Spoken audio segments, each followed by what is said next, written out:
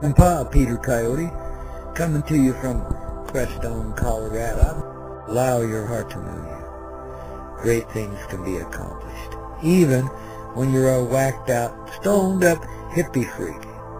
So beautiful. I just started learning how to look into someone's eyes, and it was always a hard thing for me to do, but thank you, thank you, thank you, thank you, thank you, thank you. I love my life, I love my life, I love my life, I love my life. Screw what society tells you. Sorry. These wonders of life that awaits you to explore, all the magic, and it's unbelievable. The colors and the smells, and oh my God. It gets hard to distinguish, and I know it sounds a little crazy, but it's absolutely true.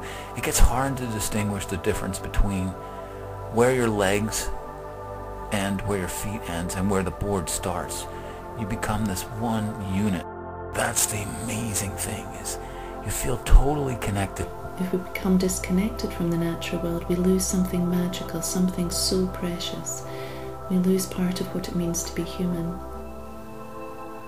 We protect what we love. You gotta grab the bull by the horns. And that's about what it's like sometimes if you lived a life like mine. But you gotta just claim it. It's yours.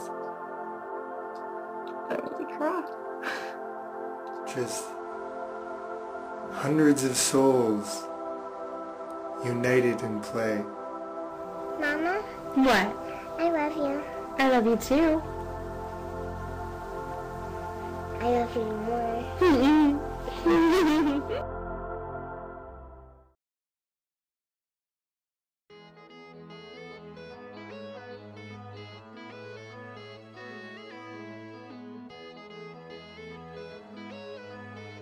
Okay, how has helping people with sleep situations, insomnia, sleep issues, I like to say sleep situations because something's really a problem unless you say it is.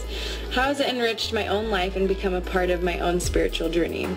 Well, this is an awesome question because honestly, it has rocketed my spiritual journey. It was actually the start of my spiritual journey. Before insomnia, you know, I was completely asleep and I was blinded to everything that I am now awakened to.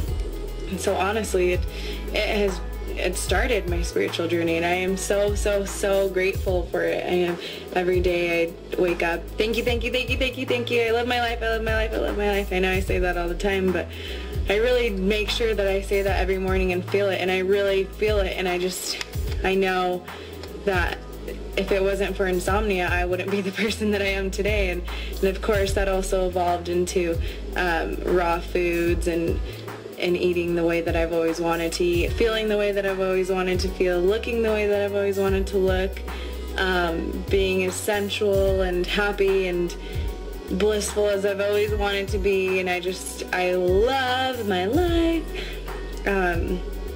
So yeah, my spiritual journey and insomnia go hand in hand, and that's, you know, everybody's different. Everybody has different experiences, and that's the beauty of it. Nobody's the same. Nobody's gonna go through the same things ever. It's just we all have our different paths, and who's to say which path is the right path and which path isn't? Just because you didn't go through insomnia doesn't mean you haven't gone through something tough in your life that has made you stronger. And as long as you're taking every situation and just learning from it instead of holding on to it and holding grudges, if you take it and look at it for what it is what it is, and you just grow and grow and learn and let go, and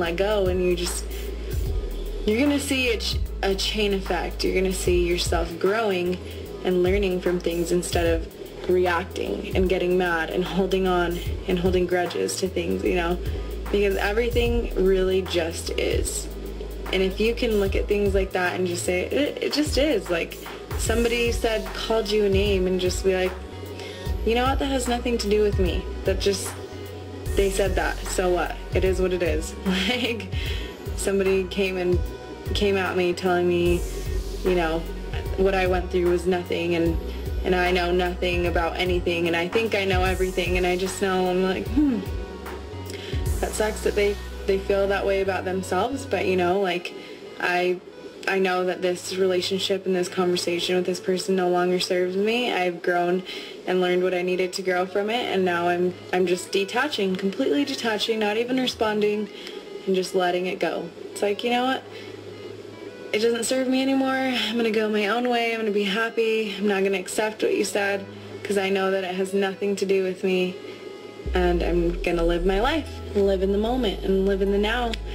And yeah, and you know, helping people, everybody loves to help somebody, you know. Why? Because it makes you feel good, you know. What do we really want? We just want to feel good in every moment. Just think about it. Like, honestly, what is the goal of why you want this material thing or why you want that material thing? It's because you want to feel good. It'll make you feel good to have it, which, you know, maybe for the moment, yeah, it'll be like, I just got a new TV, yeah, that's awesome.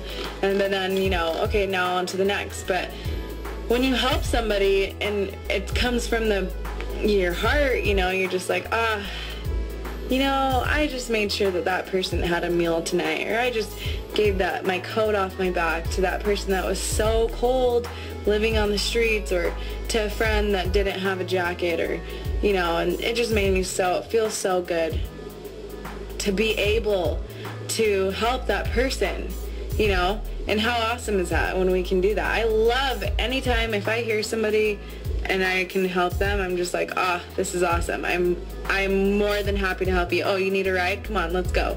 Like, I can help you. Oh my gosh, like, you don't have enough money to pay for your groceries? You know what? I have a few extra dollars that I'm willing to help you out. If I don't have extra dollars, I'm gonna ask around and help that person, make sure that person gets their money, or make sure that person gets their groceries. And you know, it's just those little things that you take out of your time to be like, okay, this person is in need more than I am right now. And that makes you feel really, really good. And go with it. Go with those feelings. Go with, you know, you see somebody down and you want to ask them so badly, like, hey, what's wrong, you know, but there's something inside of you like, don't ask them, they're a complete stranger. You never know. If you ask them, you could completely have changed their whole entire life around. Like, have you ever heard of, like, when there's a friend, I don't know, this has happened to me, but there's been like a friend where they're thinking about committing suicide, and you just had a feeling to call them up or something, and you called them and talked to them, and then later on you find out that they were actually thinking about ending their lives, and because you called them and talked to them, they changed their mind. And those thoughts and those nudges are from your higher self telling you, you know, what to do. And a lot of times we ignore, whoa, what's going on with my hair? A lot of times we ignore that voice, the voice that comes from your heart. And when we ignore it, you know, we regret things. But we just really have to understand and trust that our heart will never, ever, ever, ever pull us in the wrong direction. And we just have to learn how to distinguish where that voice is coming, what voice is speaking, and where it's coming from. And when it's from the heart, when it's a good voice, when it's a good feeling and a good nudge, it's gonna feel good.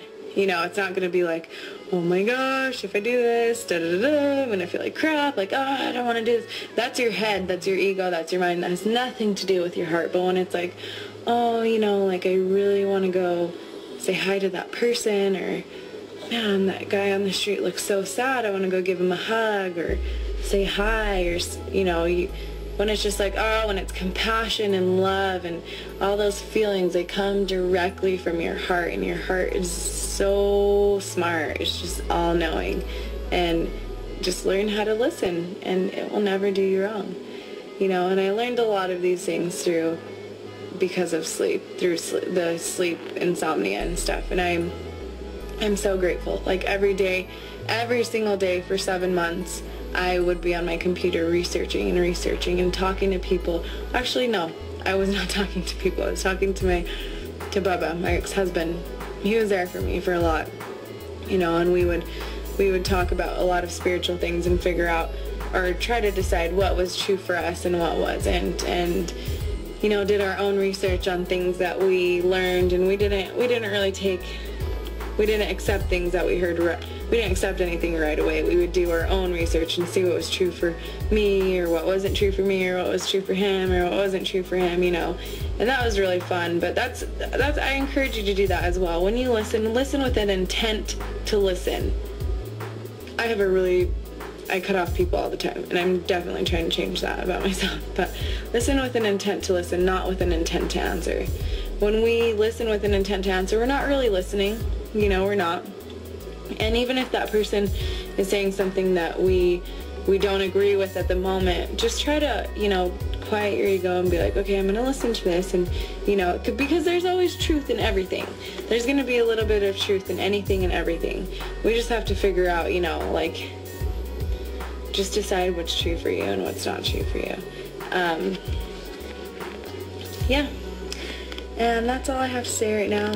I love you guys, and keep in touch. I'm going to be making videos on raw food soon. I love you. Goodbye. Mwah.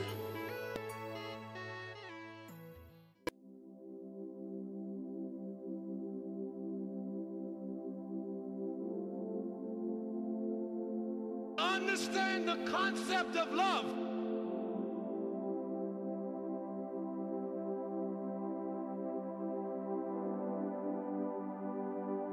Understand the concept of love.